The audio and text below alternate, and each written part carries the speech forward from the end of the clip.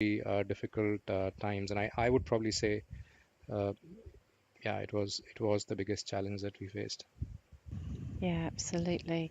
And you talked there to the big problems and the amount of care that people demonstrated, whether it was in their line role or outside of the business, which I think was amazing.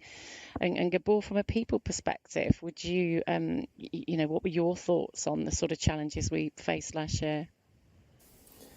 So thank you, Liz. It has been mentioned already. The most difficult part from people angle, it was absolutely the COVID crisis we all went through, all the continents, all the countries we are operating.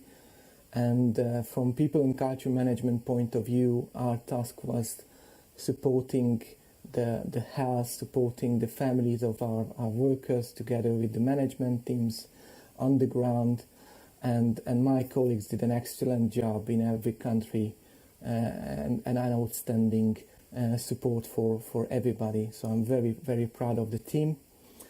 If I need to mention a second biggest challenge was to finalizing the reinvent, as Ed said before, in Europe it just ended in the autumn time actually because of different legal procedures in different countries.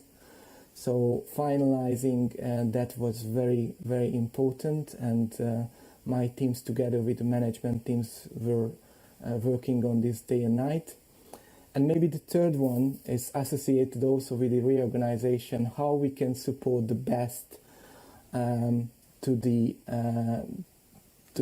reforming of the new teams to operate at their best. That was a priority for all the P&C colleagues around the globe, and they did it so well.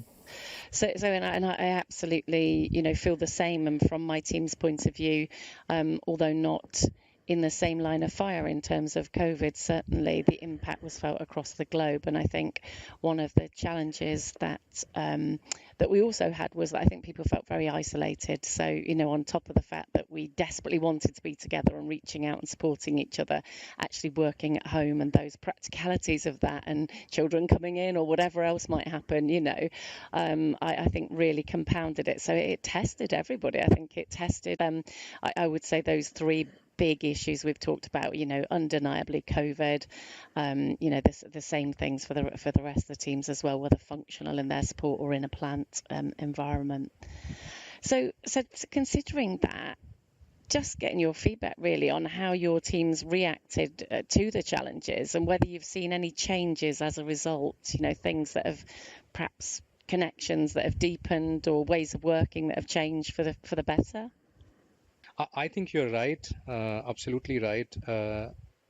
I think through the crisis, teams have become more cohesive. They have got closer, and I think the crisis, in some ways, united everyone. Yeah, it gave everybody a sense of purpose, the purpose to really look after each other, the purpose to kind of deliver their responsibilities toward the organization, to customers, and to their teams. And I think that that definitely helped get the team really behind each other. And I think it has also helped build the truer crisis together. You kind of see each other very vulnerable.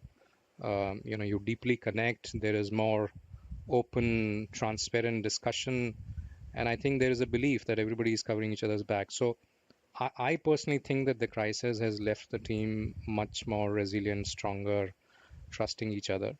And I think that we will not have answers all the time, that we'll have imperfect information, and yet there are times that we need to be able to take decisions, and I definitely think that our decisiveness has improved. We recognize that speed is important, and it is okay to not have all the perfect information and move forward. So overall, while the crisis has been a bad memory, I think with all the reasons we've talked about, teams have come out stronger, and they are more united. They trust each other, and we feel that we're more resilient, and we can take on these again if they were to come and hit us. To me, there was also like really one piece around, say, a lot of people stood up and a lot of people stood up. Most of the cases not in a very visible way, but they were like, the silent runners. They were like doing their job, making it work, getting it done, and they saved the day at the end of the day. And what I really saw was that people were like picking up responsibility. They didn't shy away from picking up the additional work. So in that sense, I must say, like, extremely happy and proud to be a part of that team. The way they dealt with that whole thing, and then on the personal or the people aspect, I felt that even there was a lot of stress in the organization, there was a lot of, I think, personal emotion. People were kind to each other. They were willing to help each other. They were respectful, and that has really surprised me a lot, because it could have been very, very different.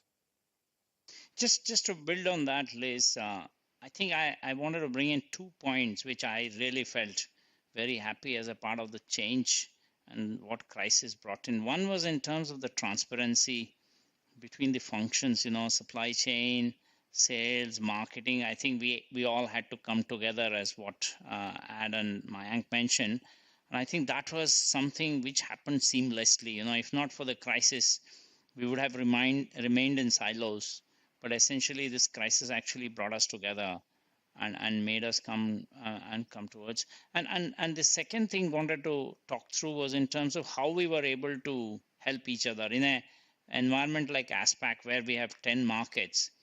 I think one had to compromise for the other. For example, if you have got an additive shortage, how you are going to really, not look at your own selfish interest, but also share it with the other in the best interest of the organization, being siloed into that. And apart from all the, good things around the care for each other, which everyone spoke about here.